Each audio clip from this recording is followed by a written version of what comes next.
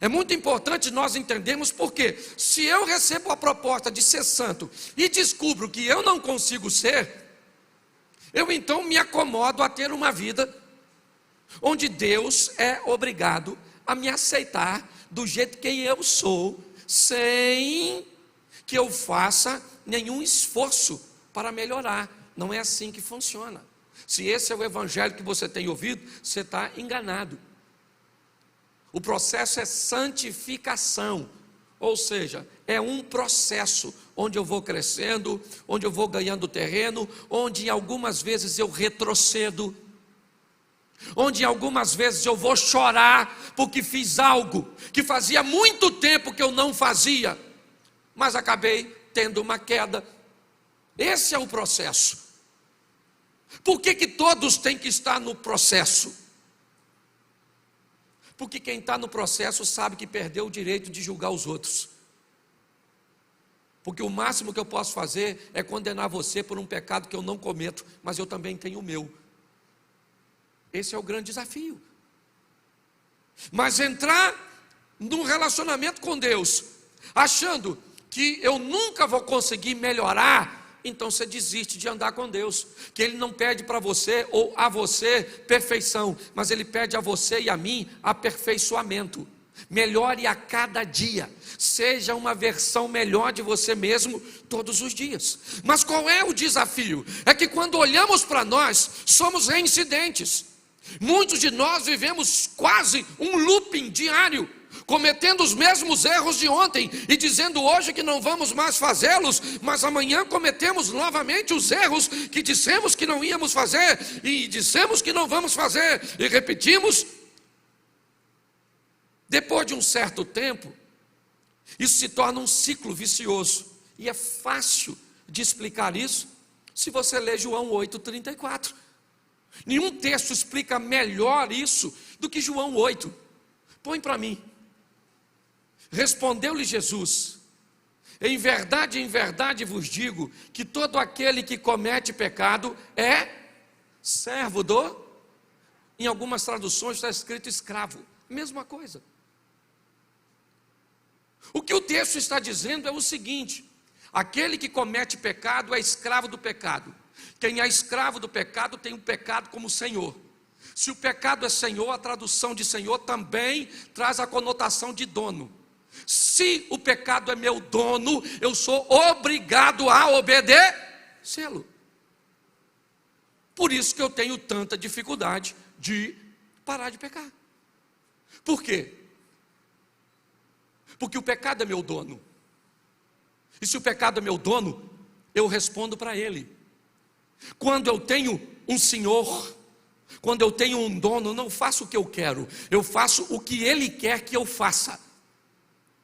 Quando você tem um pecado e não consegue se libertar dele, é simples. É porque ele é seu Senhor. Então não tem essa. Ele é seu Senhor, você não fala: ah, pastor, eu não queria gostar disso. Ah, pastor, eu não queria fazer isso. Ah, pastor, eu não queria ter feito aquilo. Eu não queria. E por que você fez? Porque ele é seu dono. O pecado domina você. Enquanto ele dominar você, esse é seu discurso. Entendeu? Essa é a sua exposição. Jesus está dizendo: aquele que comete pecado é servo, é escravo do pecado. Então, pastor, como é que eu vou vencer isso? É fácil. Se você é escravo do pecado, muda de senhor. Se hoje você comete pecado, por quê?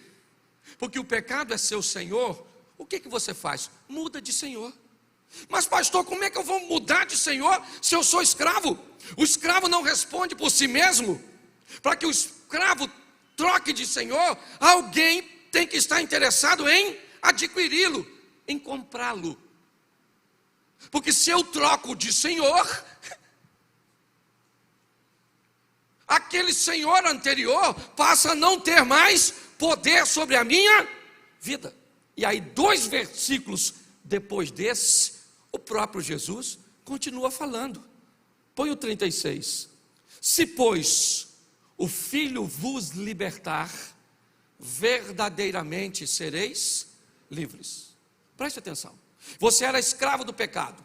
Eu não queria, mas eu faço. É mais forte do que eu. Esse desejo que eu não domino é uma força poderosa. Eu me envergonho, mas faço.